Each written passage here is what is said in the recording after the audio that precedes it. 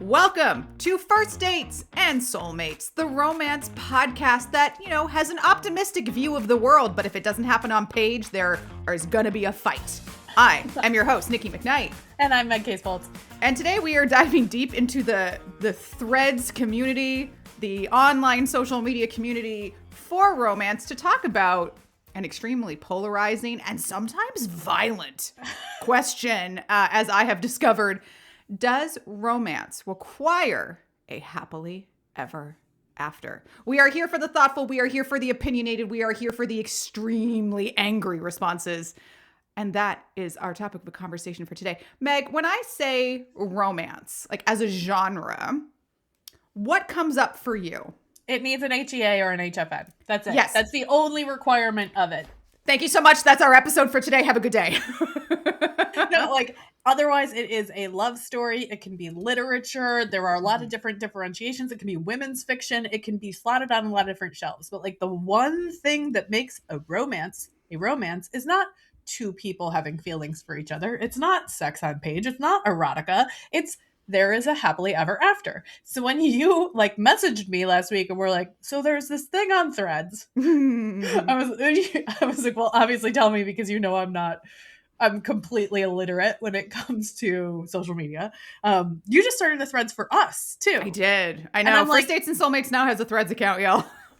And I'm like, God bless you. You are welcome to do whatever you want on Threads, as long as I don't ever have to touch it. Agreed. I can't do it. No, and I would like to preface this by saying I am being a little bit spicy with this question. Because yes, it needs one. If it doesn't have one, get the fuck off my shelf. And this is kind of the vibe online. Just go to a different shelf. It's not a bad book. Just go to a different shelf. Yes, go look at your women's fiction. Go look at your what we're all the many titles we were talking about when we were talking about your latest book, Two Wrongs Don't Make a Playwright, out today at the time of this recording. Pub day. But, we were talking about, is it women's fiction? Is it women's romantic fiction? Is it just fiction? So I'm being a little bit deliberately provocative with this question because, one, I would just like to state unequivocally, for the record, Meg and I agree. If it doesn't have a happy ever after, happy for now, then it is not romance. Don't put it there. You're going against my trust. Don't do that. That's a shitty ex-boyfriend thing to do. We don't do that here. And I want to acknowledge that it's still a contentious question in social media. And I'm going to mention Threads specifically because that's where I've been spending a lot of time. And it seems that a lot of the book community has moved to Threads. They're not on X for various reasons, usually relating to identity and politics. But Threads is kind of like the place to be right now for people in the book space. And there are, irrespective of the official definition of romance, which we're going to get into, where did that come from? There are still writers out there who write a story, shelve it under romance, but there's no happy ever after. And their opinion in the research that I've done is, well, life isn't happy. Not everybody gets a happy ending. And that's kind of, because I remember, I don't remember how long ago it was, but a couple months ago, I told you about this story that was tagged as a romance, but the main character died at the end of it. The male main character died, and it opened in her funeral or something. And readers were furious. And when I posted this question on Threads, our Threads account at First Dates and Soulmates, to get opinions, I was kind of working on the question structure, and I posted it, and I was like, oh, I have 15 minutes to edit it. I have to figure out, that's not quite what I meant. And then author Kay Sterling, former guest Kay Sterling, commented, what are you guys doing? Don't post this question. I was like, oh my God, no, you're correct. I did not write this correctly. So I was able to edit it within that 15-minute window, thank God. But that just goes to show you how, I don't want to use the word militant, but how fervent. There it is. There you go. Word. Romance readers are about this concept of happy ever after, or at least happy for now. Which I love that happy for now can be a choice also. But life isn't happy, not everything ends well is not a romance perspective. Yes. This is the genre where we believe in hope, where we believe in joy. If you want to write literature, you can write Great Expectations. You can write whatever you want, but don't put it on my shelf. Mm-hmm. Like, there's a reason that's the entire promise of the entire category. And yes, there are different genre promises underneath every single one of these tropes. We've talked about them at length in our trope deep dives, where it's like, if it's enemies to lovers, we expect there to be some sort of, miscommunication or misunderstanding, or some sort of rivalry that happened over time, or some sort of way that they got pitted against each other. Like, there are certainly other expectations based on what type of romance it is. If it's, romantic suspense, there are different expectations. If it's contemporary, there are different expectations than historical. Like, all of them have different expectations, but the only way that it is shelved as a romance, or that it should be considered part of this genre, is the only requirement. Yeah, it can be minotaurs, it can be aliens, it can be anyone, it can be as many people as you want. None of that matters. But you have to end it in a way that you believe that something could move forward from this in a happy way. That's the only requirement. Yes. And this is where, when we do our film deep dives, we've done deep dives into romance movies of the 1940s. We've done 1950s, 1960s is coming out soon. And one of the things we always talk about, especially in the 50s, we did Prince and the Showgirl and Breakfast at Tiffany's. No, we did Roman Holiday. Roman Holiday, the other one. And those don't end in like a happy ever after. And it's always interesting to me to go, and this is considered a romance movie now. Right. And we can see how that changes as we get more into the 80s, more to the 90s, and currently, certainly what we consider romance in the aughts and the 2010s. But this is definitely where that is still kind of going up against each other. It's almost like romance in film does not have to meet that convention, whereas in fiction, it's like, this is a requirement. Don't fuck with it. Yeah, people take it a lot more seriously in fiction. So let's take the example of Sweet Home Alabama, which we just talked about a couple episodes ago, like 2 or 3 episodes ago. I think that one of the things that romance readers feel very, very, very strongly about is no cheating. You can't be with one person and kiss someone else. And there are often some rules of like, once you meet the person that you're going to have that HEA with, you probably shouldn't sleep with anyone else. Sometimes I'll even see requests for books that say like, no cheating, no other partners. Like, there are certainly strong feelings on those two, which if people want us to break down, I'm sure we can, because I just wrote cheating in my last book and I'm not afraid of it. For like 5 minutes. Then she comes clean, right? And that was part of my requirement for it. It wasn't an ongoing affair. It was like a one-time decision. But anyway, I feel like there are these like sort of sub expectations of if you are going to have cheating, then it's unacceptable. However, Sweet Home Alabama was a huge movie, and she's basically cheating for the entire time. She's technically engaged to Patrick Dempsey, whose character is nothing but Patrick Dempsey and his hair. His hair and his very strong jawline. His hair really should be like credited as a separate subline, because it does so much work for him. Just so much work. So it really should have its own PA in the list. I mean, it does a lot of work. But she's spending the entire time, like, yes, she says she wants to divorce her husband. But like, if the fact is that she's been married this whole time and now she's engaged to someone else, then she might also be considered cheating on her husband with her fiance, or she's cheating on her fiance with her husband, and her husband is dating other people at the same time, and nobody says a word about it because, but Reese Witherspoon. Yeah. So I think this is a great place to kind of set the stage for where did this definition or where did these guidelines for romance come in. So the official stance kind of came through the RWA, which is Romance Writers of America. So this was, I'll call it a guild because I like the way that sounds in terms of like Dungeons and Dragons. So the RWA was founded in the 1980s by Vivian L. Stevens, and she was a Black editor and author.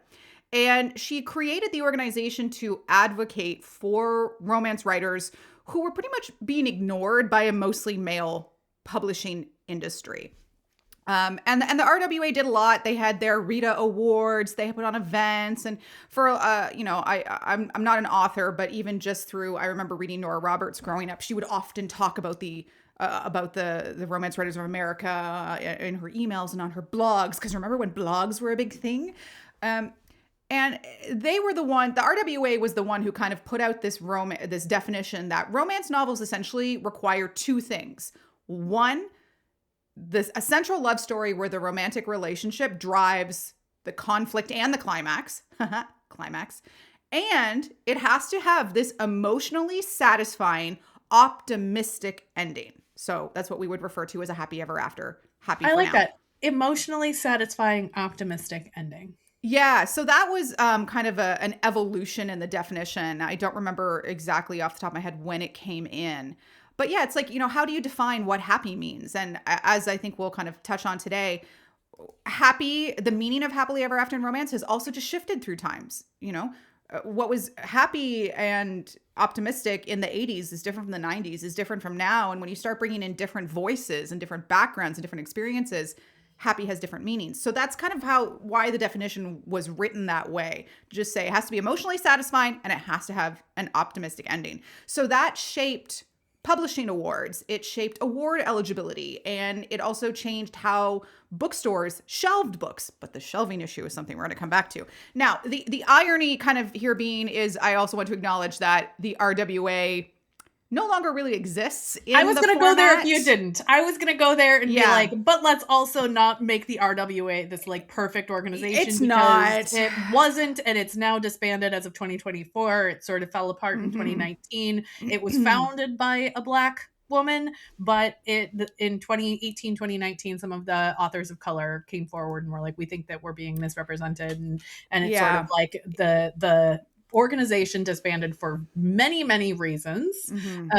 So we just want to make sure that that's clear to people that we're not endorsing the decisions of the RWA, but there is no other like agreed upon governing body for the genre anymore since the RWA has been disbanded. So it used to be that there were also local chapters and you had to be a member of the, the national RWA to go to a local chapter meeting of the RWA, and people push back on that. So now there are these other romance writer groups that are popping up, but they don't have a globalized system intentionally because they hated that system and the arbitrary nature of it, and the fact that it was very kind of hierarchical and top down and not as inclusive as it should have been. So it's not a perfect system, but that's a soapbox for a different day.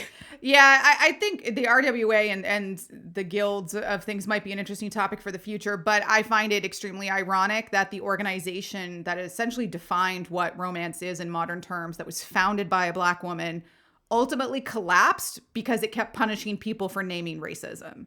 A cautionary tale for all of us to consider with romance. So let's definitely, acknowledge that color in the background. Okay, so let's talk about this idea of a central love story and emotionally satisfying, an optimistic ending, because notably the word happy isn't required. So emotionally satisfying and optimistic is doing a lot of heavy lifting.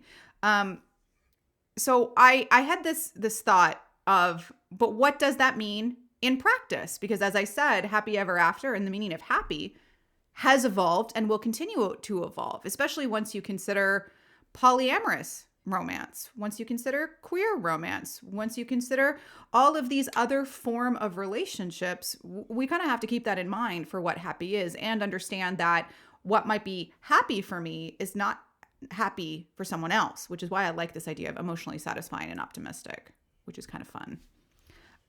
So I want to share throughout this episode a couple of responses that I got from our beautiful threads, which is a word I saw this morning for friends. Threads. I'm wasting so much time on Threads, Mike. Can I just, I'm on there all the time. I'm so glad it's you. Yes. I'm so glad to do this podcast with you for so many different ways. And I'm so glad it's you and not me who has to do this work. So thank you. Thank you for falling on the Threads sword. Thank you to all my new friends. So this is from Fancy Roberts, who is at Fancy Roberts Author on Threads, who said, I think the definition of happy ever after has changed from marriage and babies to a promise that the relationship is going to last long term. This means that vows and gremlins, I love that reference to children, are now optional, and sometimes the lack of them is the happy ever after, which gives authors more creativity and a bigger challenge to show what exactly is tying these characters together. Is it shared businesses, shared interests, matching chaos energy, or all of the above? Yeah, and I love that. And Fancy was the author's name? Fancy Roberts. Fancy Roberts, I love that because it's like there it used to be very pigeonholed that you'd have like the baby moon epilogue of 5 years in the future and look at how many kids we have and we have these rings on our fingers and that's proof of happiness. But if that's the case, then why are there so many marriage in trouble books? Mm-hmm. Right. And marriage itself is just a legal contract. It's not a guarantee of a certain feeling. So you can be happy without marriage. You can be happy without kids. You can be happy without living together. You can be happy in a lot of different ways as long as whoever is in the couple agrees upon that this is the way that they would like to proceed in the relationship. Yeah, this is definitely a case where happily ever after is no longer genre specific or Hmm. trope specific. It is character specific. Ooh. Yes, thank you. What works for me as a romantic heroine is totally different what would work for you as a romantic heroine. And I think that is where the evolution has become really interesting because the genre expanded its audience and expanded its character base. So the idea of what is that emotionally satisfied optimistic ending had to expand with it. And I think in some ways that also makes this genre harder to write rather than easier. Because, and I'm sure you can speak to the author's perspective on this. You know, look at your most recent release with Two Wrongs Don't Make a Playwright and Kate and Nick. Their idea of happily ever after or that emotionally satisfying optimistic ending was very specific to them. Oh, totally. Yeah. And I think you're right that it becomes, I don't want to say harder, but it gives you more options when there's no longer a blueprint. And I think also to an extent, some technological advancements in self publishing have also opened the doors in a lot of ways here. Because it used to be that, like, when you had to go, to category romance, and every book had to be between 70 and 72,000 words in the manuscript, and your author could not, or I'm sorry, your hero could not be above a certain age. He had to be a minimum height. Like, there were certain requirements that were expected in order for editors to pick up a book. They had to meet by a certain percentage of pages and word count, and there was a very specific blueprint that was being followed. And now I think between self-publishing, so there are more indie authors who are able to bring in new unique perspectives, there's more of a push for inclusive authors, like reading authors and inclusive characters. And there's more of an emphasis on queer and polyamorous and non-het relationships that may not have those same outcomes. And so you have more options available. But to your point, it's not this very straight, like, ABC formula.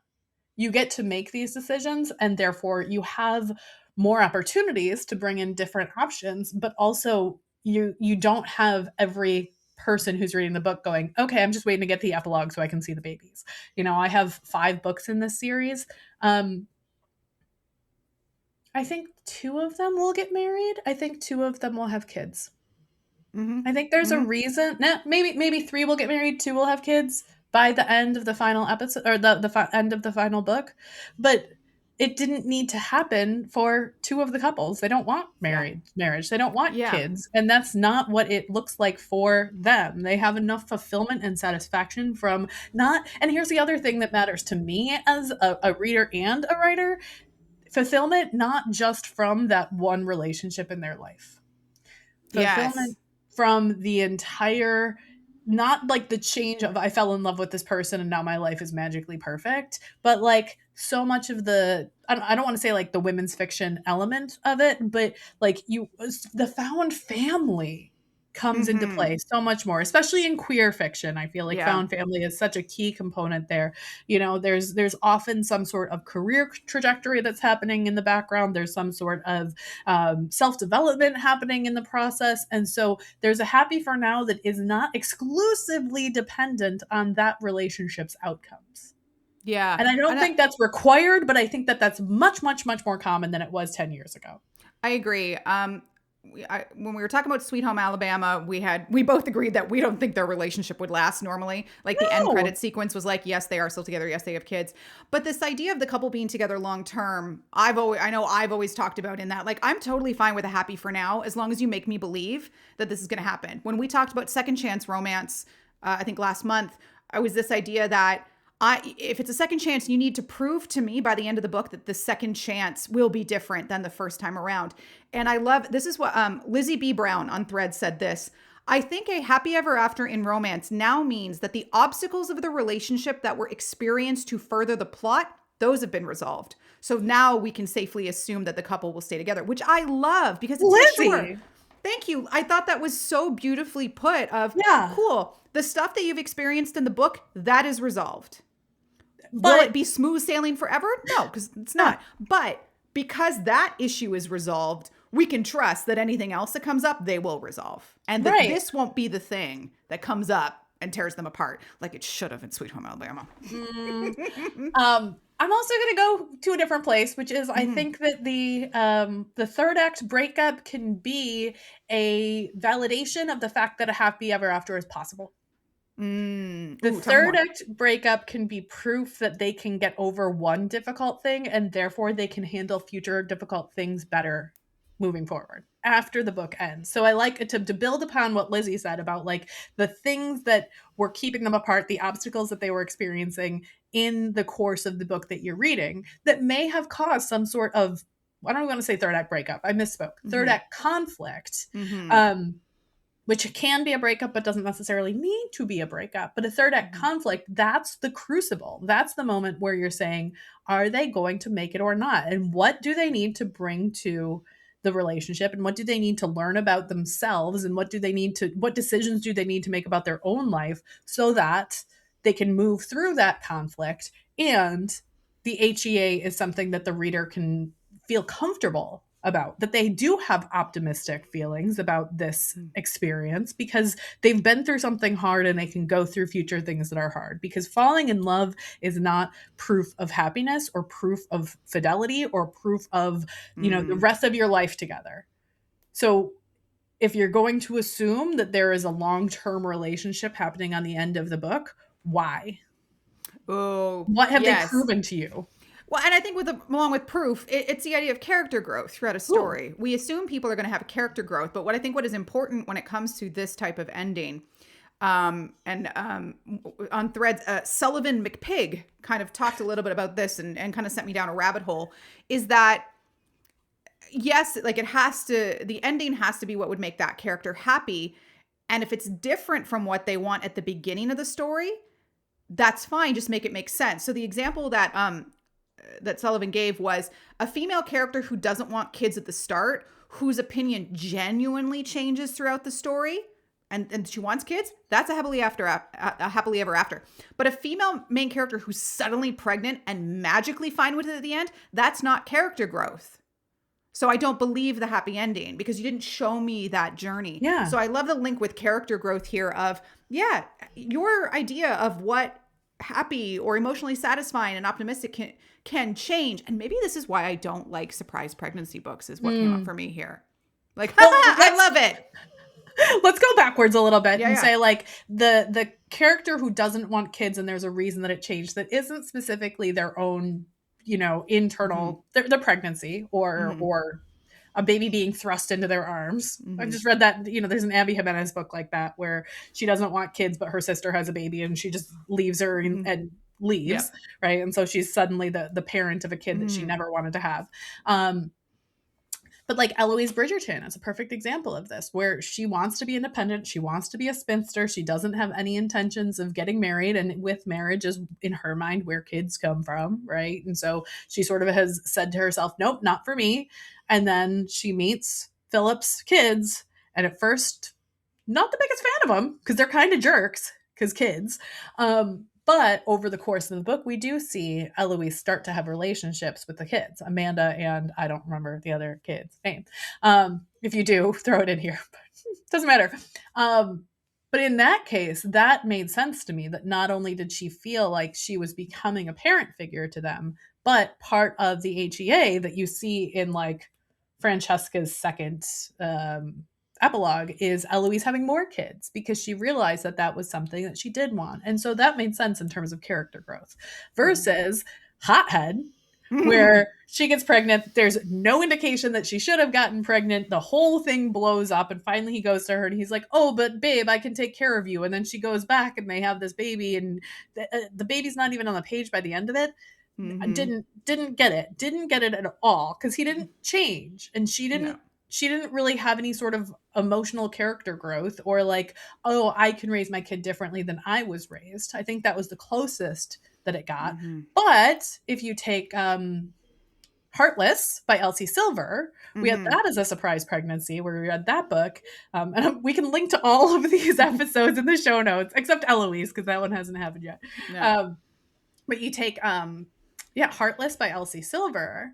You have Willa who gets pregnant, but by that point you've already seen that she likes kids. She just doesn't know she's going to have a kid of her own. She doesn't want a kid yet, but she gets pregnant and then she takes it to Cade and Cade's like, great.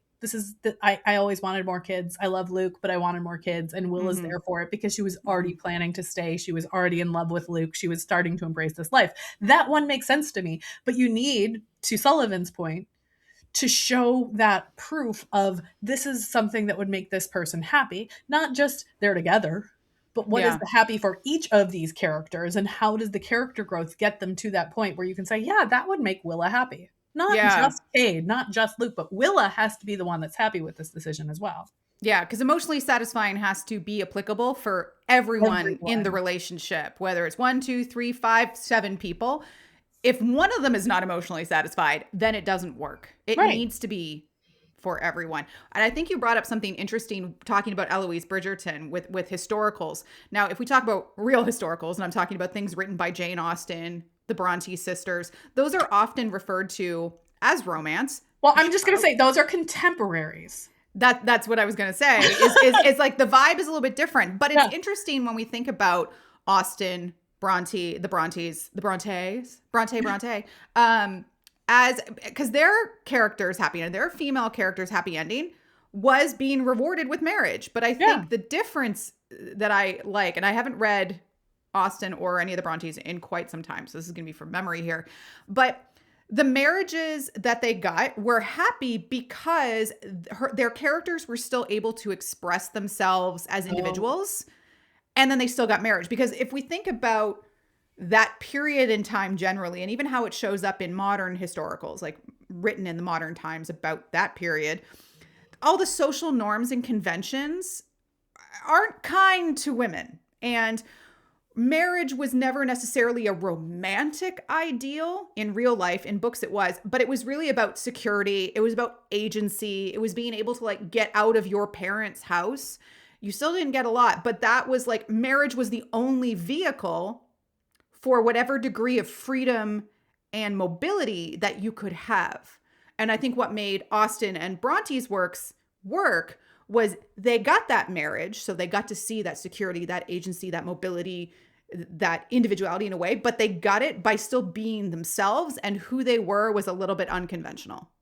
Which I liked. I think that's very true. You know, you have Lizzie who gets the offer of marriage from Darcy and she's like, no, I don't want you the way that you are now. And then they start to get to know each other better. Darcy realizes that he needs to express himself differently to have her understand him. She goes to Pemberley and sort of gets to know the space and sees him in a different light. And then she's willing to say yes to the second proposal because it's like, oh, now I get it. Now I see that I can be myself here. Now I see that you value me as a person and not just like a, you'll do. Yeah, I guess. You're here. Yeah. What is woman is present. Done. I have a friend in college who said that was a pickup line that worked on her. And I was like, maybe we need to raise our standards, babe. Oh, interesting. You'll do. I was like, okay. You'll do. Okay. Yeah. Well, like maybe for a one night stand. I don't know about long. It was just making out that like a frat party or something. But that's fine. I'm on their side now. So here, this not shaming her, but just like shaming. Let's raise the bar a little bit. So I think you brought up something fun there, and this is what our friend Hawk of the North had to say, was that Jane Austen's HEAs had focus on financial stability and social respect because those were her readers' hopes and dreams. Marriage was one of the few ways that women could achieve that back then. Modern women have more opportunities economically. So modern readers' hopes and dreams are about emotional connection. They're about loyalty, because abandonment or being stuck in a loveless marriage are the big fears today. And I thought that was really interesting, that not only the happy ever afters being just like kind of what is like what makes sense for the genre that you're in or the time period, but it's like what are the hopes and dreams and fears of the reader at the time of publishing. That's what you have to write to. And I think that's why a lot, even though Austen is old, I think it's one of the reasons we keep seeing adaptations of their work. There's another adaptation coming out later this year that we're going to cover, but there's something about hopes and dreams being reflected in a way that makes sense to the viewer or the reader at that particular point in history. Yeah, I love that. And you're right that we're going to cover, I think at some point this fall, there's going to be Sense and Sensibility, Pride and Prejudice, and Wuthering Heights coming out, right?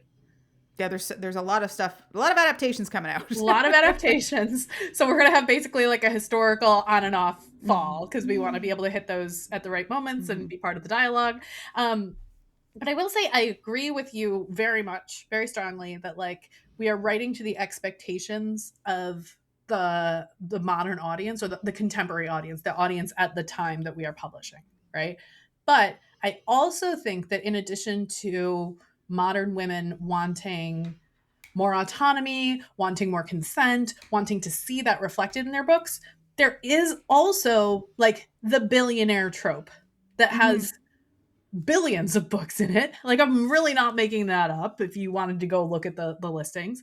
And the premise of the billionaire books and the premise of some of the Duke books, but I would really lean on the contemporary billionaires, is I'll take care of you and you don't have to worry about a thing and you don't have to lift a finger and everything will be taken care of and you don't need to worry about that stuff anymore. And I think if that's the case, and that's sort of the use case we're talking about, then we don't just write to people's expectations and goals, we're also writing to their fantasies. Yeah. Because I think there are a lot of readers, I don't just want to say women, I think there are a lot of readers who are stretched very thin, who have a lot of expectations placed upon them by society, where they do have to be, I think we talked about this recently, perfect, partner, perfect parent, perfect work, everything is dependent on you. Maybe there's some money struggles, maybe there's some house struggles, things aren't going well. And there's the fantasy of being plucked up and just being like, no, I'll take care of everything for you, babe. And that is, it's a fantasy that exists in the romance space that feels just as fantastical as fairies and, nice uncorrupt billionaires. Yeah, I'd rather have a goblin. I don't know. I'd be more likely to see a goblin than an uncorrupt billionaire in my expectations, but it could happen. Yeah. Right? I think, yeah. What really kind of, what is really coming up for me here is that I think we've talked previously, I think it was our episode that you did on like SEO terms and like how are different books listed. We were talking about the popularity of Amish romance and Christian romance, right? And I actually would love to do a deep dive into that in the future because I think it's a fascinating genre. Amish and Mennonite. Let's not. Yes, there we go. We're not going to discriminate against our Mennonite friends. But I think when we think happily ever after, especially in older books, going back to Austen, going back to the Brontes, is that it's happily ever after for women in those stories kind of felt like a conservative message. Get married, have children. But I think as we've demonstrated on this show and certainly in what's being written today is it's not necessarily a conservative convention, but it is a responsive one because it's always reflected what the readership has needed from a story and it's always evolved to meet that. So it's like, cool, the framework is stable and fairly solid, but what is contained within it has never stopped changing and will continue to change to meet the needs and the desires and the fantasies of the people reading it, which I think is kind of a fun way to look at it. Because I think back to, we've said on the show, we said in one of our very first episodes, I've been reading romance since I was 12.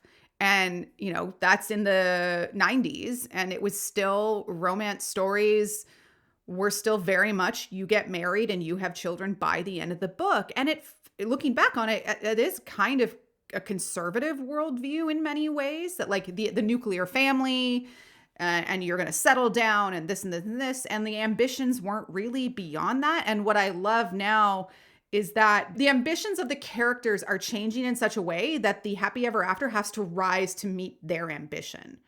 So Ooh. to match it. Because I think Yeah. what you said, we keep bringing up Sweet Home Alabama because we just recorded it a while ago. But you said in there that a big conflict between Melanie and Jake was they had a mismatch or a misalignment of ambition. I think you said that, but that's No, okay. I'll take it. Did you I? said that. You Oh, said that. look at me. Take the Clever, clever credit. Good girl. Okay. job. No. You said it because I remember I cut that for the reel. Oh, okay. So you talked about this misalignment of ambition, and I think that also fits here. Like it's the happy ever after, the emotionally satisfying optimistic ending has to meet the ambition of the characters. And I think it goes back to what we were saying earlier about like whatever the character wants, you have to show me the evolution that their ending makes sense for them. But that's why I love the evolution of Yeah. this, and how this framework or this form is open enough that it can work within any trope, within any subgenre. This does not mean that to have a happily ever after, you have to be a contemporary romance. It can be paranormal. It can be, it can be sci-fi. It can be a novella. It can be a novel. It can be all of these things. But this is the constant, which Yeah. is needed. And I've been thinking as you've been talking about how these things are evolving, about like the role of third wave feminism on these expectations of like, with many of these feminist authors of the late 90s, early aughts, it was autonomy was the goal. And you don't need a man to be successful. And you can still have that relationship, but focus on your career. And here are the things that you can do successfully autonomously, and you can also be in a relationship. And so I think that may have also pushed some of these HEA sort of expectations to say, okay, but how is she living autonomously in addition to this relationship? And I think also there's, like I said, there's that pushback of, but I don't want to have to work that hard. True. I want Edward Cullen to be all sparkly and to show up in my biology class and to tell me that I'm special, even though I am like the blank Pygmalion figure that anyone can push themselves upon. Mm-hmm. And I want him to come take me away and bring me to his fancy castle, and then I'll just become a vampire and lose all my flaws, which I will definitely be talking about in our My Fair Lady episode in a few weeks, Yeah. because I have big feelings about that Big one. thoughts. But I think that there's a reason that Twilight happened at the same time, and that Mm-hmm. some of these stories of happy ever afters are losing yourself and losing yourself in a relationship, because that is what the happiness would feel like for that fantasy. And sometimes it's very much more like working girl, and you Mm-hmm. have the successful career, and that maybe like a little bit of Sweet Home Alabama, where she has a Mm-hmm. really strong career based in New York City, and then he moves Mm-hmm. to New York for her, and it's about her career leading his decisions. And maybe that's what we were supposed to get out of it, although we didn't. Mm-hmm. Mm-hmm. I think this just makes me think of trust.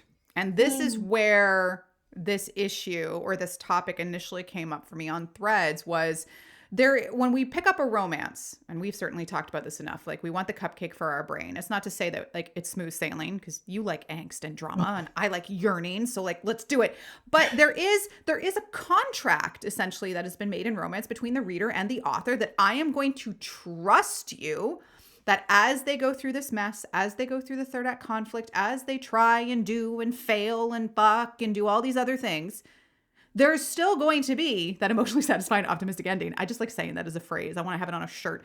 I love it. If we should make Like, stickers, put stickers. there you go. I'll put it on Check my out laptop. I can't put tingly on the groiny bits on my laptop because my kids will be my like, "What's that mean, Mom?" my laptop does have it. I'm just saying, but I don't have children. Right, But like, exactly. you can put your characters through genuine hell because I know the destination.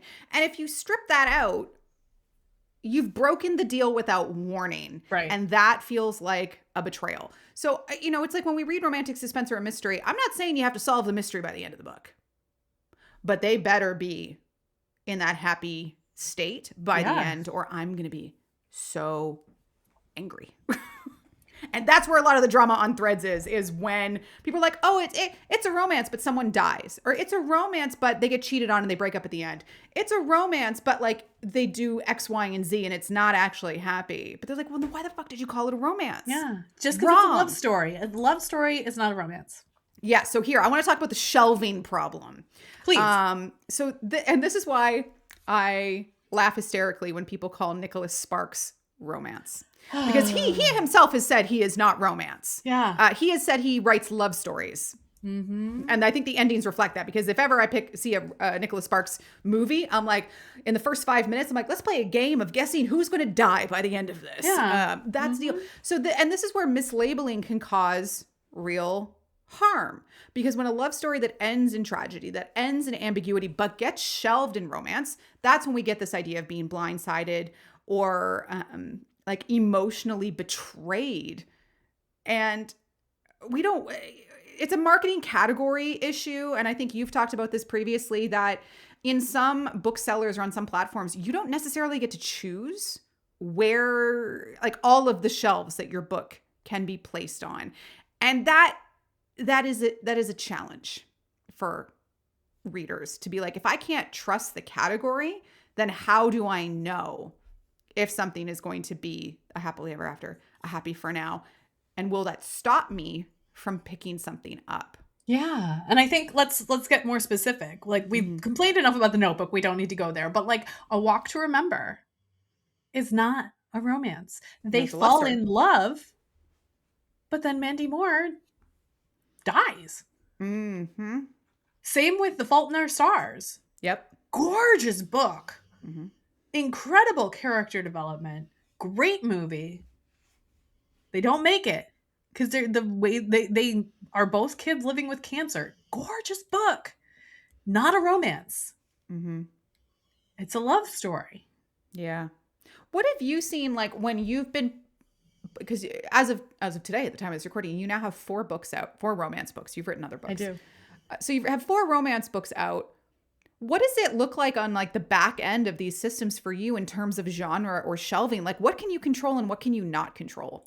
Okay, so you can control, there are probably about 20 categories that you can choose between within romance. Okay, so here are the shelvable categories in Kindle Direct Publishing under the romance subgenre: action and adventure, adaptations, alpha male, Amish and Mennonite, billionaires and millionaires, Black and African American, clean and wholesome, collections and anthologies, contemporary, dark romance, enemies to lovers, erotica, fake dating, firefighters, friends to lovers, general, gothic, Hispanic and Latino, indigenous, later in life, love triangle, mafia romance, medical, military, multicultural and interracial, new adult and college romance, police, polyamory, rockstar romance, romantasy, romantic comedy, science fiction, second chances, small town romance, sports, time travel, Western and frontier, and workplace romance.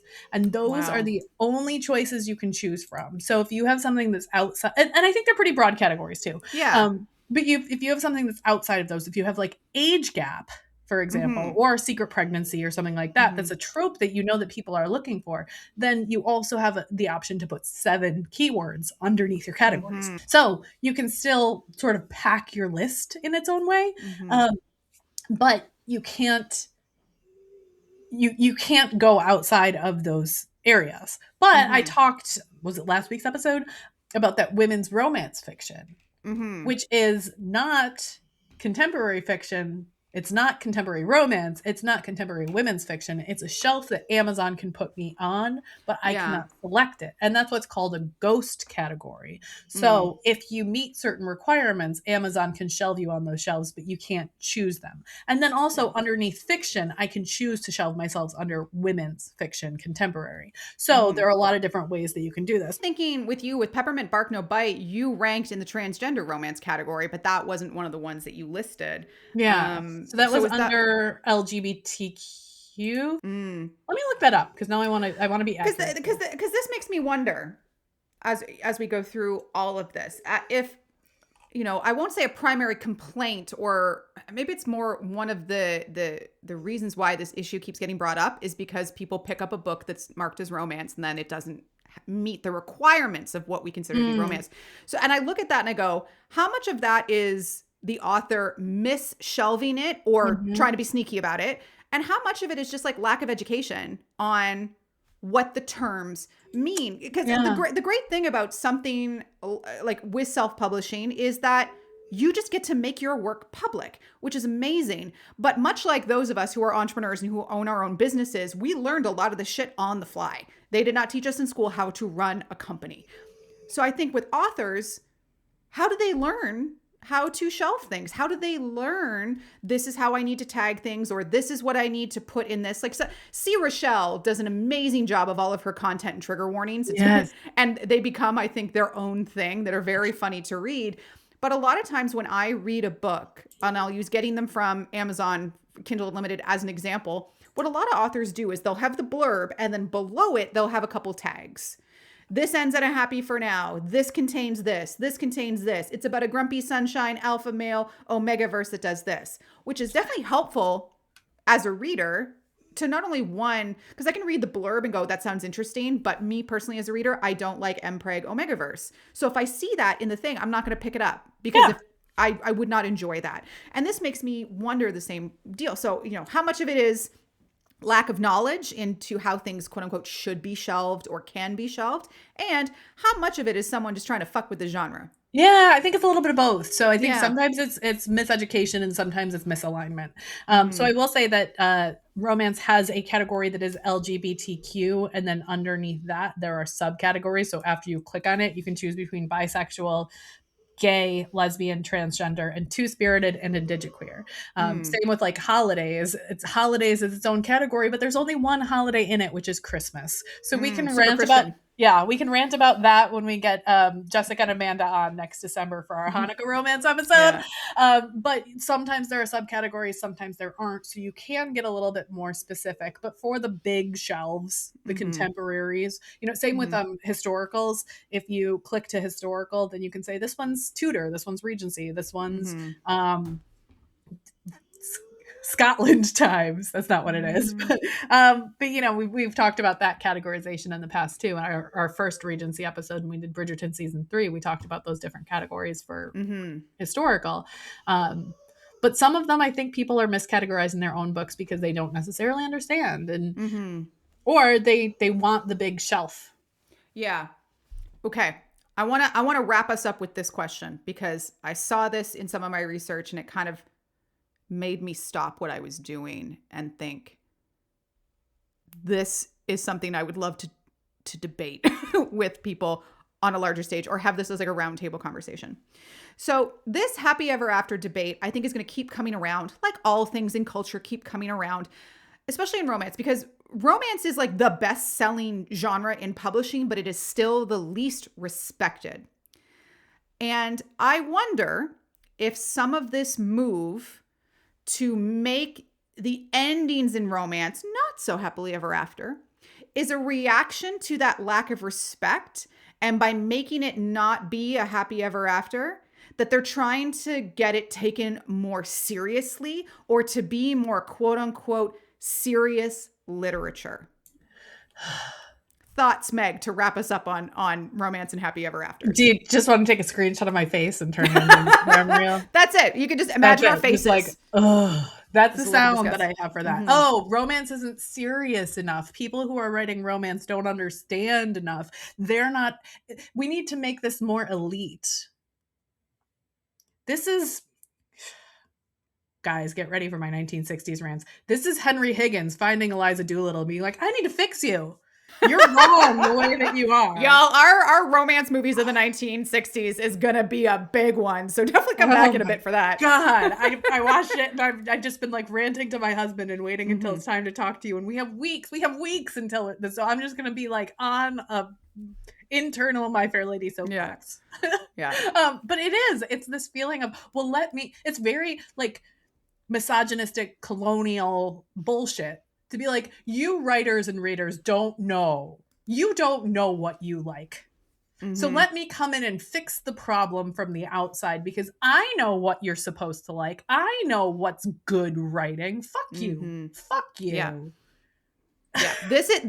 That's the show. Thank you so much. Have a great day. Fuck you. No, this is where I think not readers, not writers. Not readers. People who are pushing in from outside other people saying, let me figure this out. Let me tell you a love story because I understand romance better than you. No, you don't. Like, respect the genre. There's definitely outside of the genre, people looking in at romance, there's still a lot of snobbery and elitism, and that still exists within the genre. So I think it is important. And the thought that I want to maybe leave people with here is, Everybody's idea of emotionally satisfying and optimistic is going to look a little bit different, but just because it's not for you does not give you the right or the stage to talk shit about it.